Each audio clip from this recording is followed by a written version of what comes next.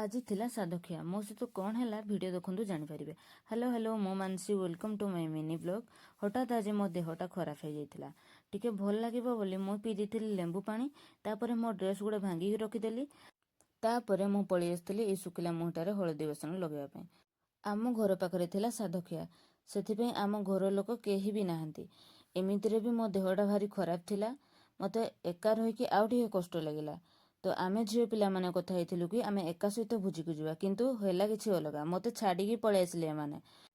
କଷ୍ଟକୁ ଦୂର କରିବା ପାଇଁ ଫରେନ୍ ପଳେଇ ଆସିଥିଲା। ଫରେନ୍ କହିଲା, ଯିବୁ କି, ଚାଲ ବାହାର, ନେଇ ଛାଡ଼ିବି। ତ ମୁଁ ପଳେଇ ଆସିଥିଲି ସାଙ୍ଗେ ସାଙ୍ଗେ ବାଇକ୍ରେ ବସିକି। ଏଠି ଆସିକି ଦେଖିଲା ବେଳକୁ ଝିଅକୁ ଖୁଆଉଛନ୍ତି ମିଠା। ତ ଆମେ ଝିଅ ପିଲାମାନେ ବି ମାଡ଼ି ବସିଲୁ, ଚାଲ ଆମେ ଟିକେ ଖୁଆଇଦେବା।